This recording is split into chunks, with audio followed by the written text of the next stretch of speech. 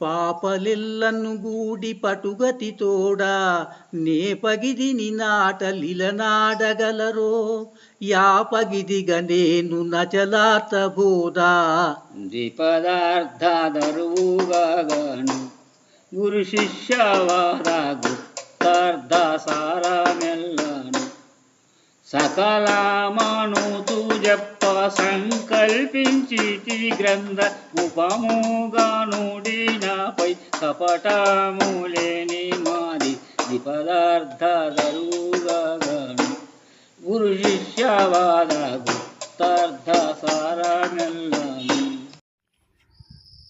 జై నిజ గురుభ్యో నమః. జై అమలాంబ సమేత అనుభవానంద రాజయోగేంద్ర ప్రభుస్వాముల వారి దివ్య చరణారవిందములకు ద్వాదశి వందనములు సమర్పించుకొనుచు ఆవరణ విక్షేప రూప శక్తిద్వయ నిరాసకంబైన శుద్ధ నిర్గుణతత్వ ద్విపదార్థ దరువులు మనం సభా విజ్ఞాపన గావించుకుంటూ ఉన్నాం. బాలరామ పండితుల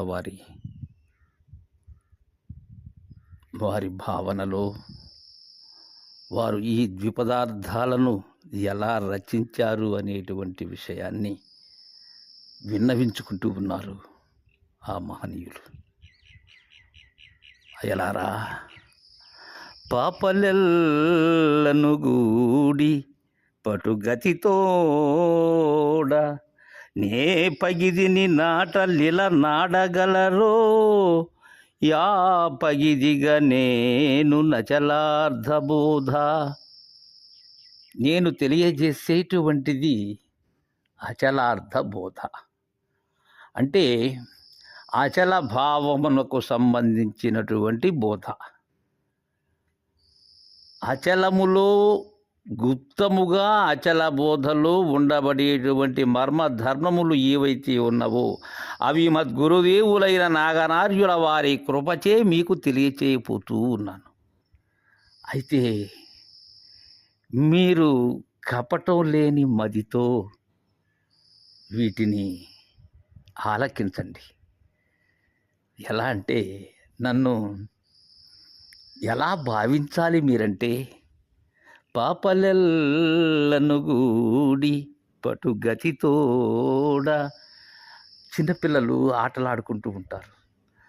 ఎలా దానిలో సంపూర్ణముగా మమేకమైపోతారు ఆ ఆటల్లో వారు అలా పరకాయ ప్రవేశం చేసుకుంటారు వాళ్ళ ఆటల్లో.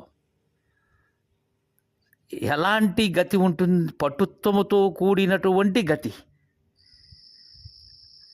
వాళ్ళు ఏ విధముగా ఆటలు ఆడుతూ ఉన్నారో, ఏ పగిదిని నాటలిలనాడగలరో, వారు ఏ తీరుగా అయితే వారిని వారు మరచి ఆటలలో మమేకమై ఎలా ఉంటారో ఆ విధానముగానే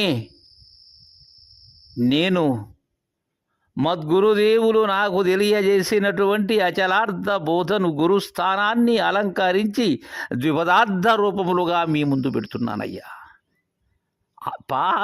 ఆ చిరుత పాపలైనటువంటి వారు వారిని మరిచి వారి ఆటలలో ఎలా మనసు లగ్నం చెందుతారో తద్విధానంగానే మద్గురుదేవుని దయతో నేను విన్నటువంటి పరిపూర్ణ బోధ ఏదైతే ఉన్నదో ఆ చలార్థ బోధను ఆ విధముగా నేను తెలియచేయాలనుకుంటున్నాను. ఏ రూపంగా? ద్విపదార్థదరువుగాగను గురు శిష్యవాద గుప్తార్థ సారా మెల్లను. నేను ఎంచుకున్నటువంటి ప్రక్రియ ఏ వృత్తంలో చెప్పాలనుకున్నాను? ద్విపదార్థముగా చెప్పాలనుకున్నాను. అంటే ద్విపద మరియు అర్థం, ద్విపదతో కూడినటువంటి దరువు. అలా ఆ దరువుగా ఏం చెప్తున్నాను నేను ఈ ద్విపదార్థములలో? ఏదో భక్తికి సంబంధించినటువంటిది, జ్ఞానమునకు సంబంధించినటువంటిది కాదయ్యా. జ్ఞానాతీతమైనటువంటి అచలార్థ బోధను గురు శిష్యవాద గుప్తార్థ సారాన్ని రంగారించి మీకు తెలియచేయాలనేటువంటి తలంపుతో అలా నేను సభా విజ్ఞాపన మీకు గావిస్తూ ఉన్నాను. ఇది శివరామ దీక్షిత ప్రభువరేణ్యులు అయినటువంటి మహనీయులు సిద్ధాంతకర్త. ఇది గురు శిష్య న్యాయంగా మాత్రమే కుదరవలసినటువంటిది ఈ గుప్తార్థ బోధ. గుప్తము అంటే ఏంటి? నిగూఢమైనటువంటిది, దాచబడినటువంటిది. ఇది ఎవరి దగ్గర దాచబడి ఉన్నది? ఇది గురు మహారాజుల దగ్గర మాత్రమే ఉన్నది. ఇది ఉన్న అన్ని రహస్యములలో కల్లా మిక్కిలి రహస్యమైనటువంటిది. ఇది అతి రహస్యమై బట్టబయలైనటువంటిది ఈ బోధ. ఇది గురు శిష్య వాద రూపంగా ఆ గుప్తముగా ఆ రహస్యములో ఉన్నబడేటువంటి భావం ఏదైతే ఉన్నదో దాని సారాన్ని ద్విపదార్థాలుగా మీకు తెలియజేయబోతున్నానయ్యా. సకల మనసు జప్ప సంకల్పించి గ్రంథ, ఆ సారము ఏదైతే ఉన్నదో అదే సర్వకాలముల యందు సకల దేశముల యందు ములుగురుత సందు లేక ఉన్నదని, అదే సకలమనేటువంటి విషయాన్ని మీకు వినజెప్పేందుకై, మీకు తెలియజేసేందుకై ఆ సంకల్పం చేశానయ్యా. నేను అలా సంకల్పించానయ్యా. అచలార్థ బోధను ద్విపదార్థ దరువు రూపంగా, గురు శిష్య సంవాద రూపంగా ఉండబడేటువంటి పరిపూర్ణమును ఎరిగినటువంటి దానిని విడచినటువంటిది. ఎందుకంటే ఇక్కడ ఏది పట్టుకున్నది లేదు. పట్టుకున్నది ఏది భ్రాంతి, పట్టుకోలేదని తెలియటమే విడుపు. అలా ఉండబడేటువంటిది ఏదైతే ఉన్నదో సకల మనసు జప్ప సంకల్పించి గ్రంథ ముపమాగా నుడు నాపై కపటము లేని మాది ద్విపదార్థరుగాగను. అలా సంకల్పించాను గ్రంథాన్ని. ఎలా చెప్పేందుకై? ఉపమాగా అంటే ఏంటి? ఉపము అంటే ఏంటి? దగ్గర అని. ఎంత దగ్గర? అతి సమీపంలో.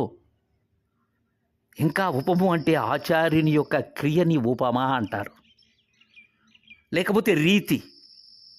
ఈ గ్రంథ రీతిని తెలియజేస్తున్నాను నేను.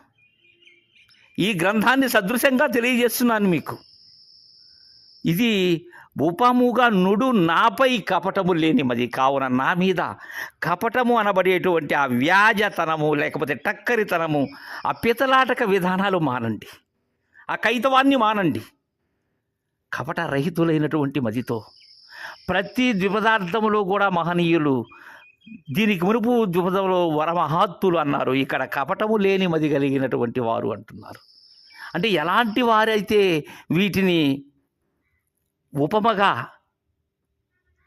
కపటము లేని మనస్సుతో ఆ దృష్టి ప్రసరింపచేయండి అని వేడుకుంటూ ఉన్నారు బాలరామ పండితుల వారు. తరువాయి ద్విపదార్థాన్ని రేపు ముచ్చటించుకుందాం. జై గురుదేవా.